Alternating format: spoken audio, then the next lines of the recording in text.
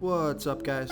This is Chris from DraftDashboard.com. Here are my DFS picks for NFL Week 3, Monday Night Football. These picks apply for DraftKings and FanDuel. Before I get started, please drop a like on this video and hit that red subscribe button and hit that bell icon so you don't miss our new videos. Okay guys, in this video, I'm going to give you my top DFS picks for this Monday Night Football showdown between the Cincinnati Bengals and the LA Rams. And if you stick around to the very end of this video, we'll use the Draft Dashboard tools to make a DFS lineup using the picks we just made. What's up, guys? Let's take a look at this Monday Night Football showdown between the LA Rams and the Cincinnati Bengals. So what a game we had last night, the Sunday Night Football. And I am going to sound off about this, the call from the Las Vegas Raiders to pull Jimmy Garoppolo out of that game-tying opportunity right at the end of the game to kick a field goal and steal the opportunity from Jimmy Garoppolo in that offense to prove they can get 4 yards. Oh my goodness, I can't believe that field goal call, but I'm going to get into that more later. So let's get into this slate right now. At the quarterback position, I like Matthew Stafford from the LA Rams playing the Cincinnati Bengals, who have the 10th worst defense overall. They give up the 5th most fantasy points to opposing quarterbacks. Matthew Stafford has averaged 18.2 fantasy points per game on the season, and he's going to be about 49% owned. Oh, he's getting an average of 3.5 rush attempts per game, which is pretty decent. So Matthew Stafford can scramble. He can pick up some yards on the ground. He's projected at 16.6 fantasy points here tonight. He's 10,200 DraftKings salary. So he's got a good matchup. Vegas thinks there's going to be 43.5 points scored in this game. They have the Rams trailing by 2. Matthew Stafford has scored 19 and 18 fantasy points in the last 2 games. He got 4 and 3 rush attempts in those games. So he's got a good matchup. I like the wide receivers. I think it's an opportunity to stack Matthew Stafford here with some wide receivers. So you're going to kind of see how I'm going to play this slate through these picks. So I like Matthew Stafford here versus the Cincinnati Bengals. Now, Joe Burrow, he was limited in practice Saturday, so that doesn't bode well. But let's just say Joe Burrow was totally healthy. He's more expensive than Matthew Stafford. He has a worse matchup. I think there's more risk here with Joe Burrow, so that's why I am going to lean towards Matthew Stafford. Okay, so let's take a look at the running back position. Now, if I'm going to lean towards Matthew Stafford and some wide receivers, then I'm going to go with Joe Mixon from the Cincinnati Bengals playing the LA Rams, who have a good defense overall, middle of the pack defending opposing running backs. So Joe Mixon, he's averaged 11.9 fantasy points per game on the season, getting an average of 13 rush attempts per game and 5 pass targets per game. So pretty decent volume here. And actually his first 2 games this season got exactly 13 rush attempts and 5 pass targets in each of those games. So that's interesting. Before I continue with the picks, I'm excited today because we added a new contest for everyone watching. If you want to enter the drawing for $25 PayPal, all you need to do is like this video, hit that subscribe button, and make a quick comment below to be entered into the drawing. We'll reply to a random comment and let you know that you won, and we'll send you $25 PayPal. So it's that easy, and we pick a new winner every Saturday and announce them in our video. So get your comment in now so I can add another entry for you. He's been on the field for 71% of the snaps. Yeah, going to be about 56% owned here. Looks like the highest ownership on the slate for running backs, but for good reason here. He's 8,400 DraftKings salary, so he's 600 less than Kyren Williams from the Rams. He scored 14 fantasy points last week, 10 fantasy points the week before that. Now, Kyren Williams scored 28 and 17 fantasy points the last 2 weeks, so Kyren Williams, double his fantasy point per game average. So I can see why a lot of people would play Kyren Williams here. But I just think the setup for the slate, the lineup that could probably boom the most is if Joe Mixon gets it going, keeps Cincinnati in this game or keeps it competitive, and then Matthew Stafford and his wide receivers open it up. So I'm not going to mess with any of the other running backs on this slate. So let's move over to the wide receiver position. So the stud on the slate, if you are going to go with a Cincinnati Bengal wide receiver, of course you got Jamar Chase. He's 11,000 DraftKings salary.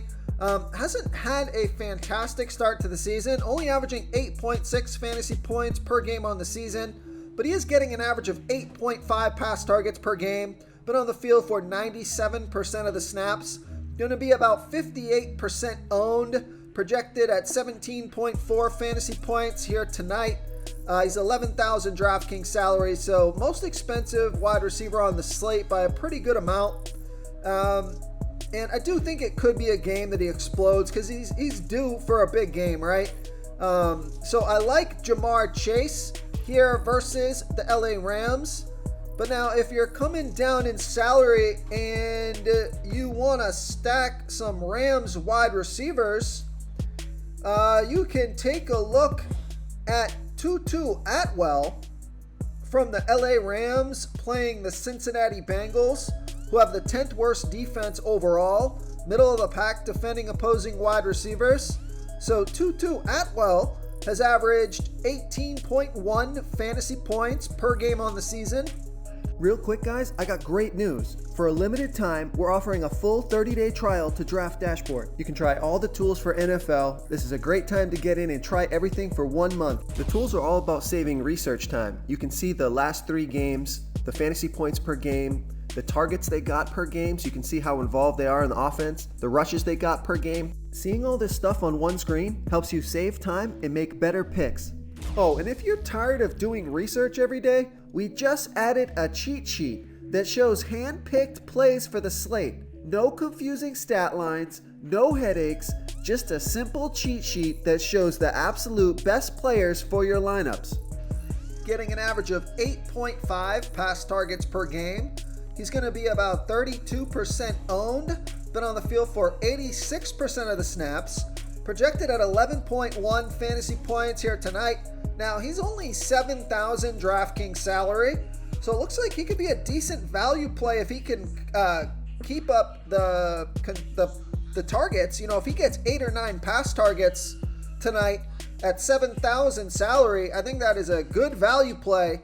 So I like Tutu Atwell here versus the Cincinnati Bengals. Yeah, so the LA Rams, their top wide receiver, Puka Naku, he is limited because he's been limited in practice on Saturday. So keep an eye on the injury report. But even if he does go, you got to be a little bit concerned here. This is where I'm going to take the risk. I'm going to fade Puka Nakua. All right. So he's 10,000 DraftKings salary. Now he's averaging 29 fantasy points per game, averaging 17.5 pass targets per game. Guys, that can't be sustainable. And if he's a little banged up, you gotta think that they're gonna give him a break, right?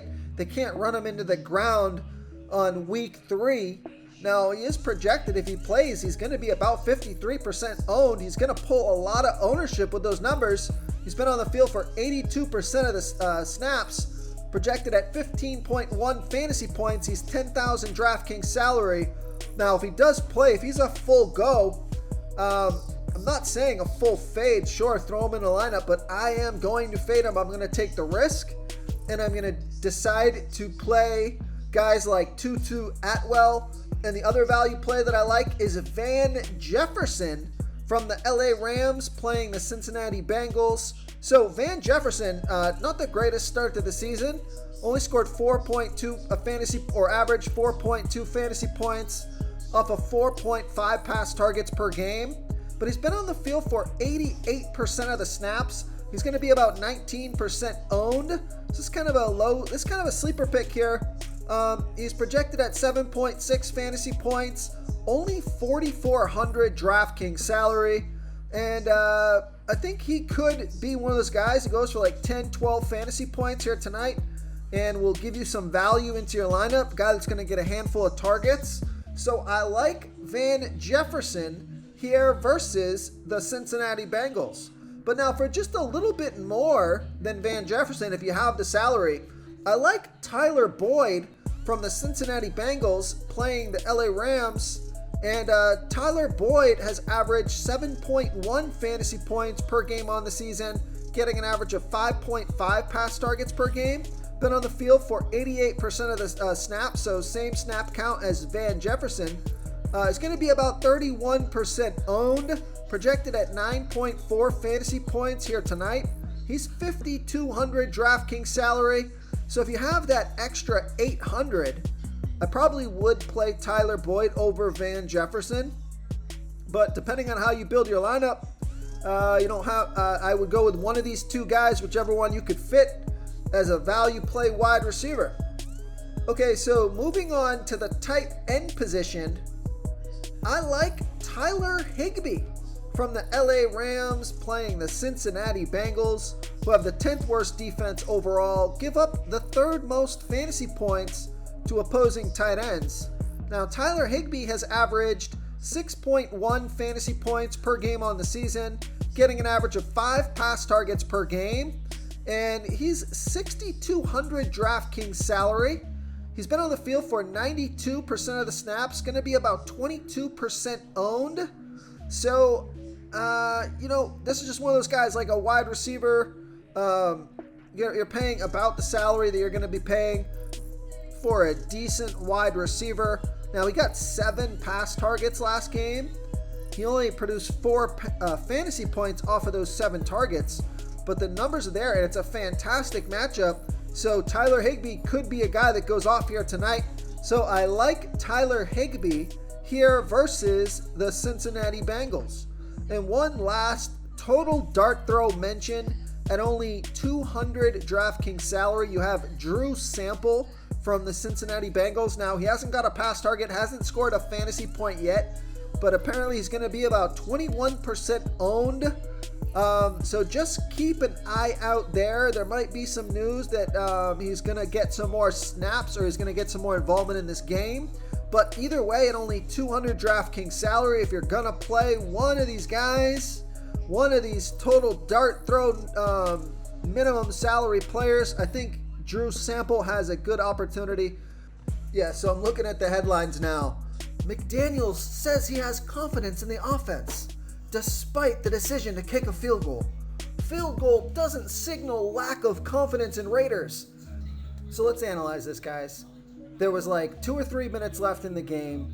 They were on like the 8-yard line, and it was like 4th and 4. So they had like 8 yards to score a touchdown to tie the game with a 2-point conversion. Okay? They went the whole length of the field. Their offense hadn't been playing well that game. Sure, there was some penalties that helped them out, but they got all the way to the 8-yard line, something like that. And it was 4th and 4, and they decide to kick a field goal there. So by doing that, you're saying, best case scenario, I am trading the opportunity to get a first down on the 8-yard line, 1st and 4, to get a touchdown and a 2-point conversion to tie the game. All of that is right in front of you, literally 8 yards away. 8 yards, 4 yards away from a first down. 4 yards. You trade that opportunity that your offense earned, you trade that opportunity for, at best case scenario, to get the ball with under a minute left on the 20-yard line, to have Jimmy G go 80 yards in under 1 minute to score a touchdown. You're trading the opportunity for him to get 4 yards. You're trading that for the opportunity for him to go 80 yards in under a minute. Hey, great, you got what you wanted. Congratulations. You got the ball back. And Jimmy G had to go 80 yards in 15 seconds. You know, how'd you expect that to work out? You didn't even give him a chance. You stole the chance for him to win at the end of the game. Guys, McDaniels has nothing to say. Josh McDaniels, I'm sorry.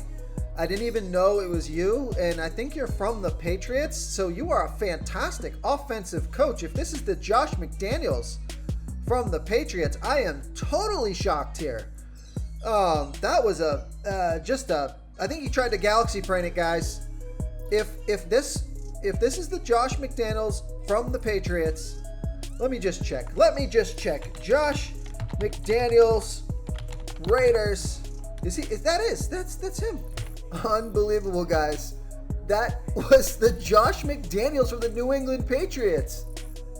I've watched Josh McDaniels make calls throughout his whole career. That was not Josh McDaniels making that call. I have no idea what happened there. He tried to galaxy brain it.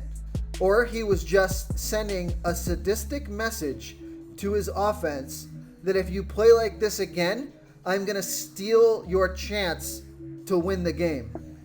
Now, I think that's going a little bit too far, Josh McDaniels. And honestly, if I was Jimmy Garoppolo, I don't know how I could wake up and play for you. And it's hard to say that. That doesn't make a lot of sense. Jimmy Garoppolo's a professional. I'm sure he's going to wake up and play his heart out for you. But I wouldn't blame him if he didn't. Okay, guys, so let me know in the comments what you think about that call to go for the field goal on 4th and 4 when you're knocking at the door and at a touchdown and you got them on their heels. And then you get the 2-point conversion to tie the game. That was the opportunity right there. I think that was the best chance of victory, was to go for it on 4th and 4. And I don't even think it was close. If you compare that to the decision to kick a field goal where best case scenario, you get the ball back and Jimmy G has to go 80 yards in under a minute, I don't even think it's close to trade the opportunity to go 4 yards and tie the game. Trade that to put Jimmy G, if you are lucky, on the field with under a minute left and ask him to go 80 yards. Just ask Jimmy G which one he prefers. Do you want to go 4 yards and 1 down? Or do you want to go 80 yards in under a minute? Oh, and by the way, you only get that opportunity if you stop them on the first series, which they didn't, so it ate into that clock time and basically made it where he had one throw to win the game. You know, a Hail Mary, which is just a 0.01% play. Makes no sense to me, guys. Let me know if where I went wrong here. I need to hear from you.